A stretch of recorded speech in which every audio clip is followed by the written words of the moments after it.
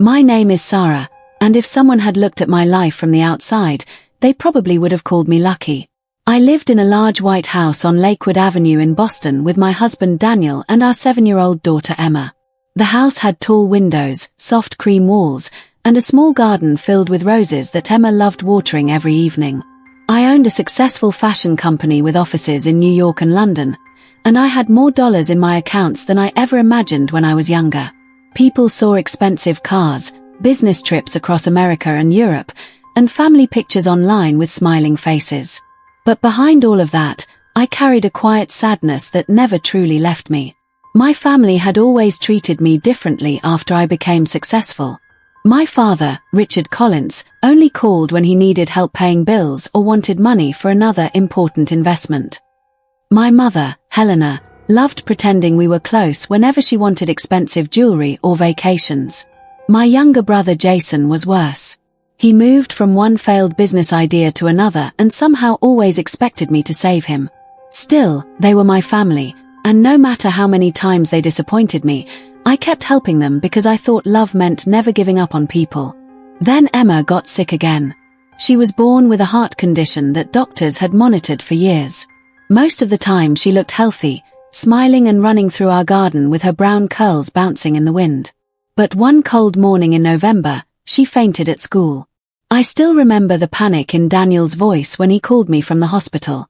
After several tests, the doctors told us Emma needed surgery immediately. The operation was risky and expensive, costing almost $470,000, but I would have paid 10 times more if it meant saving my daughter's life. 3 weeks before the surgery, my family promised they would come support us. My father called from London and said, "Ava, you won't be alone. We'll all fly to Boston." My mother spoke softly in the background, saying she already bought flowers for Emma. Even Jason sounded serious for once when he said, "She's my niece. I'll be there." I believed every word. The morning of the surgery arrived with heavy rain falling across Boston. Daniel stayed beside Emma while nurses prepared her for the operation. Before they rolled her bed away, she held my hand tightly and whispered, "Mommy, don't leave me." I kissed her forehead and promised I wouldn't. After she disappeared behind the surgery doors, I sat in the waiting room staring at my phone, expecting messages from my family saying they had landed or were close to the hospital. Hours passed. No calls. No messages. No family. At first I made excuses for them. Maybe their flight was delayed. Maybe traffic was terrible. Maybe something unexpected happened.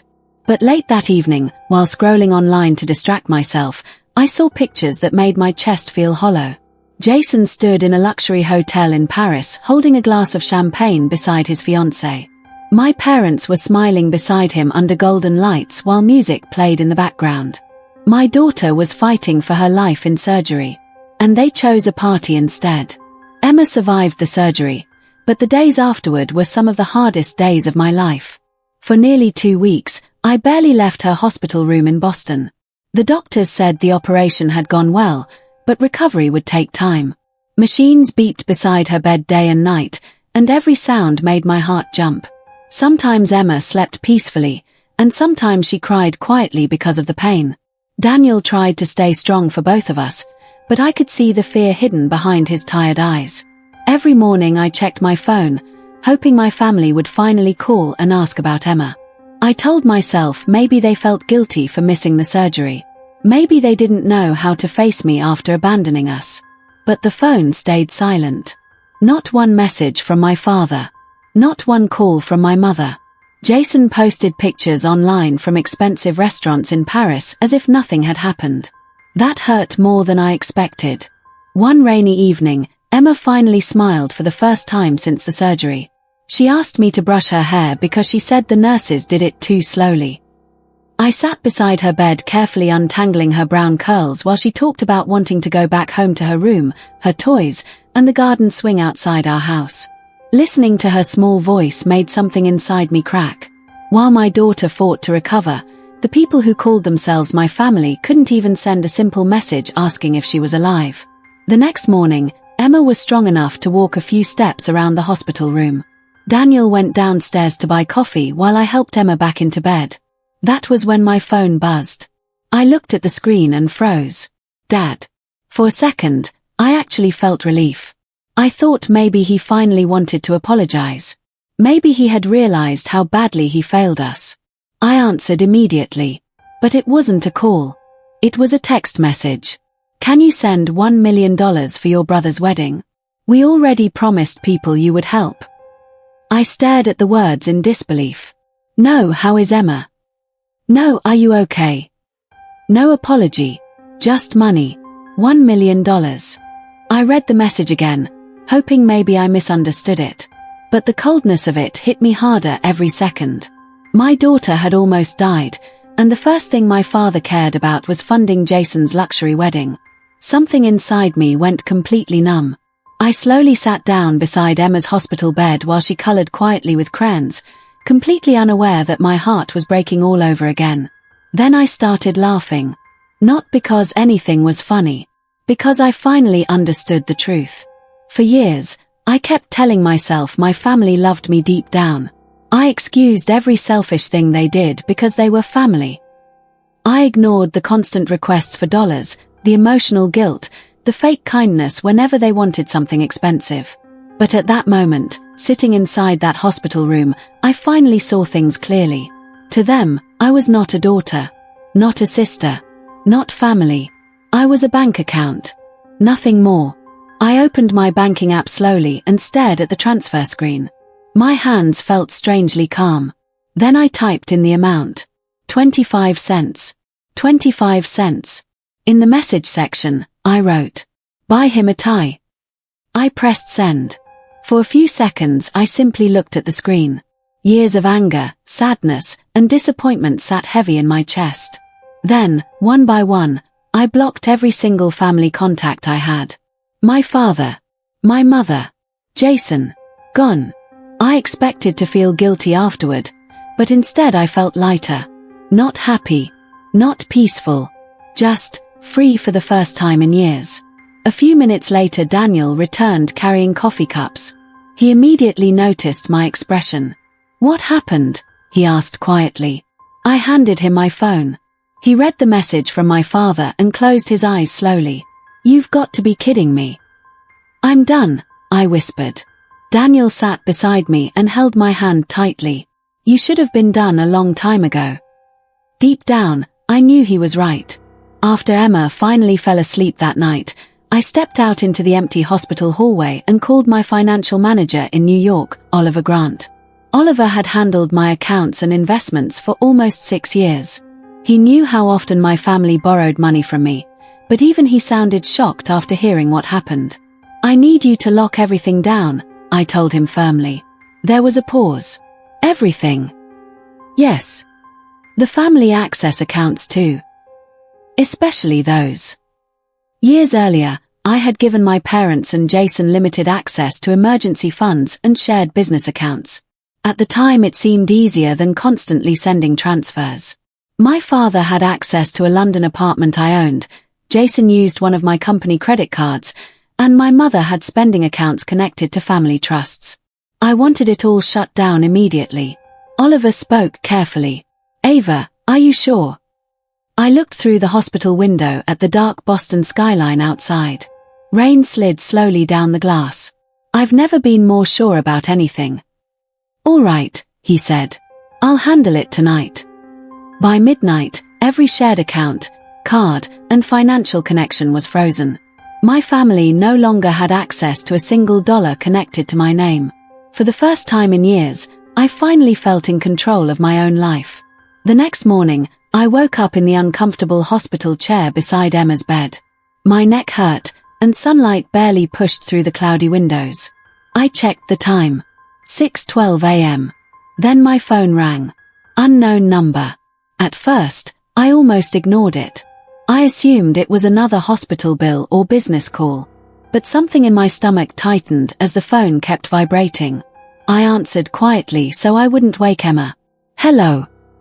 A calm woman's voice spoke on the other end. "Ms. Collins?" "Yes. This is Detective Clara Bennett from Chicago." My heartbeat slowed instantly. "Detective?" I stood up slowly and stepped into the hallway. There must be some mistake, I said carefully. I'm afraid there isn't, the woman replied. The silence that followed felt endless.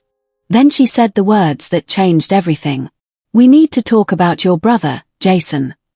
Cold fear spread through my chest. What happened? Another pause. Then Detective Bennett spoke softly. Your brother is missing. I flew to Chicago the same afternoon after Detective Clara Bennett called me. The entire flight from Boston felt heavy and endless. I stared out the airplane window most of the time while dark clouds covered the sky below. Daniel stayed home with Emma because she still needed rest after the surgery, but before I left, she hugged me tightly and whispered, "Come back soon, Mommy." Hearing those words almost made me cancel the trip completely. After everything that happened, the last thing I wanted was more trouble connected to my family. But deep down, I knew something was seriously wrong. When I landed in Chicago, cold wind hit my face the second I stepped outside the airport. The city looked grey and frozen under the winter sky. Detective Bennett had arranged for a car to take me downtown near West Monroe Street, where the police department's financial crimes office was located. The building itself looked old and plain, nothing like the luxury offices and expensive hotels I was used to visiting during business trips. A young officer escorted me upstairs to a quiet interview room with pale walls and a single metal table in the center. That was where I met Detective Clara Bennett for the first time. She looked calm, professional, and tired in the way people look after too many sleepless nights. Her dark blonde hair was tied back neatly, and she carried a thick file under one arm. She shook my hand politely before sitting across from me. "Thank you for coming so quickly, Ms. Collins," she said. "You said my brother is missing," I replied immediately. "What exactly is going on?" Clara opened the file slowly. "Your brother disappeared 3 days ago. But honestly, the missing person case is only part of the problem." She slid several photographs across the table toward me. At first, they looked harmless. Luxury hotels, private clubs, restaurants, casino entrances. Then I noticed Jason in almost every picture, wearing expensive suits, holding drinks, laughing beside strangers. My stomach tightened. "What is this?" I asked quietly. "Your brother has accumulated enormous debt over the last 2 years," Clara explained. "Mostly gambling, failed investments, and unpaid loans." "How much debt?" The detective looked directly at me before answering. "Close to $4.8 million. For a moment, I genuinely thought I heard her wrong. Jason had always loved showing off. Expensive watches, sports cars, designer clothes. He acted rich even when he had nothing. But I never imagined things had become this bad. "That's impossible," I whispered. "I wish it was." Clara opened another section of the file. Inside were copies of contracts, bank requests, and financial reports. My eyes moved quickly across the papers until one thing made my blood run cold. My name. Again and again. "Ava Collins. He used your name to gain trust," Clara said carefully. "A lot of people believed your wealth would eventually cover his debts." I leaned back slowly in my chair, trying to breathe normally. "He told lenders his sister was worth millions," Clara continued. "According to witnesses, he often bragged that you would never let him fail." The room suddenly felt too small. I remembered all the times Jason joked at parties, calling me the rich sister. At the time, I ignored it because I thought he was immature, not dangerous. Now I realized those jokes had become his entire survival plan. Clara slid another document toward me. This time my hands actually shook. The paper contained a forged signature. Mine. "What is this?" I asked sharply.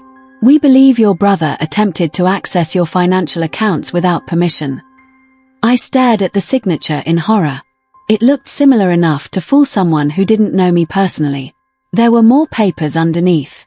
Property requests, business authorizations, transfer approvals.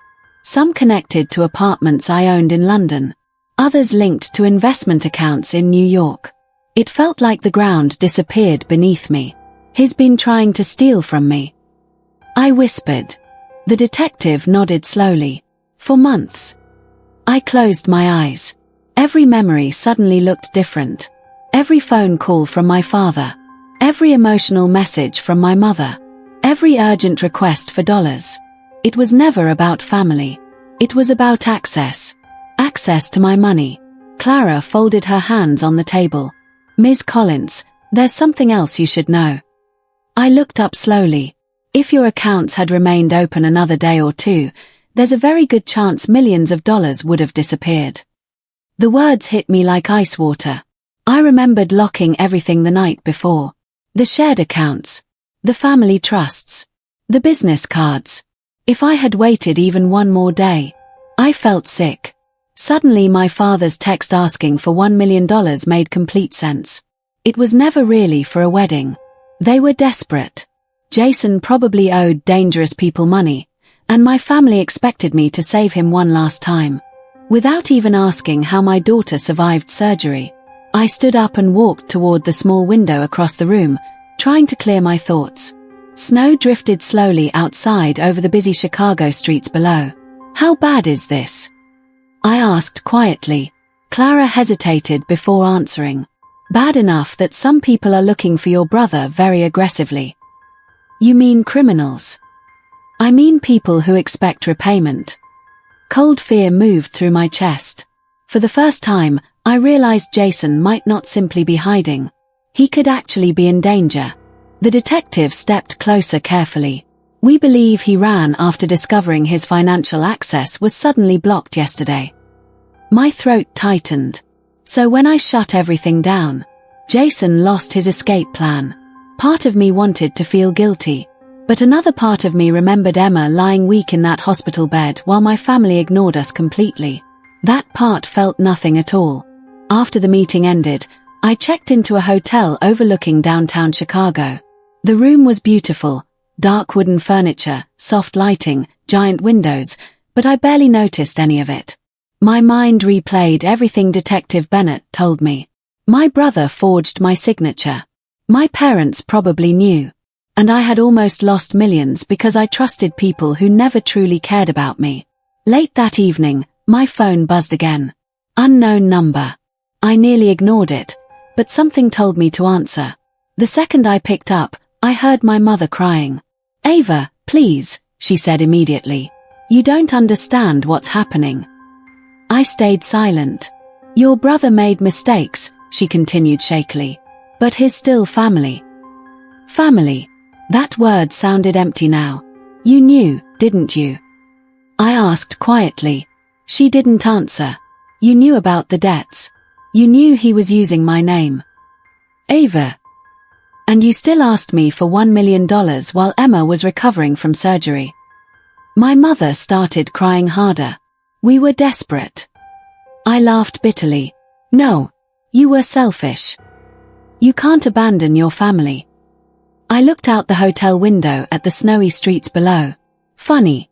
That's exactly what they did to me. That family abandoned my daughter first, I said softly. Then I hung up. And for the first time in my life, I blocked my mother too. The weeks after my trip to Chicago felt strange and emotionally exhausting. On the outside, life slowly returned to normal. Emma continued recovering at home in Boston, Daniel went back to work part-time, and snow began covering the streets outside our house on Lakewood Avenue. But inside my mind, nothing felt normal anymore. Every day I kept thinking about Detective Clara Bennett's files, Jason's debts, and the forged signatures carrying my name. For years, I believed my family was careless and selfish. Now I understood something worse. They were willing to destroy me to save themselves. 3 days after I returned from Chicago, Detective Bennett called again early in the morning. I answered immediately while standing in the kitchen making hot chocolate for Emma. We found your brother, Clara said calmly. I stopped moving. Is he alive? Yes. Relief entered my chest before I could stop it. No matter how angry I was, Jason was still my brother. Part of me had feared the worst ever since Clara explained the kind of people searching for him. Where was he? I asked quietly. In a private apartment near Miami. I leaned against the kitchen counter slowly. Was he hiding? Yes, Clara replied. And he was terrified. According to investigators, Jason had spent days moving between hotels and rented apartments after realizing his financial access was gone.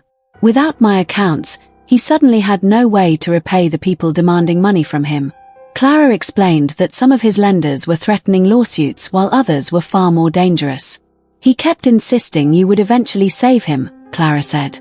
Those words hurt more than they should have. Even after everything, Jason still believed I would rescue him. I thanked Clara for the update and ended the call just as Emma walked into the kitchen wearing pink pajamas and holding her stuffed rabbit. "Mommy, why do you look sad?" she asked softly. I forced a small smile and kissed her forehead. "Just tired, sweetheart." But the truth was much heavier than that. Later that afternoon, I received another call, this time from my father. I almost ignored it, but curiosity made me answer. "Ava," he said quickly, sounding nervous. "Thank God you picked up." I stayed silent. "We need to talk about Jason." "No," I replied coldly. "You need to explain why you lied to me." There was a long pause on the line. Then my father sighed heavily. "Things got out of control." That sentence alone told me everything. "You knew," I whispered. "Ava. You knew he was drowning in debt." Another silence. My hands tightened around the phone. "You knew he used my name to borrow money. You knew he tried accessing my accounts. And while Emma was recovering from heart surgery, you still asked me for $1 million. My father sounded exhausted when he finally spoke again. "We were trying to protect him." I laughed bitterly. "By sacrificing me?" "That's not fair." "No," I snapped. "What's not fair is my daughter lying in a hospital bed while her grandparents ignored her to attend a luxury party in Paris." He didn't answer because there was nothing he could say. For years, my parents treated Jason like he could do no wrong. Every mistake became someone else's fault. Every failure became a temporary problem that money could fix. And because I was successful, they expected me to carry everyone forever. But I was done carrying people who would never carry me.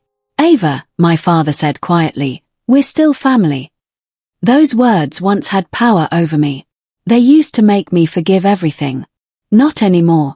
"Family doesn't abandon a little girl during surgery," I replied. Then I ended the call. That night, Daniel found me sitting alone in the living room long after Emma had gone to sleep.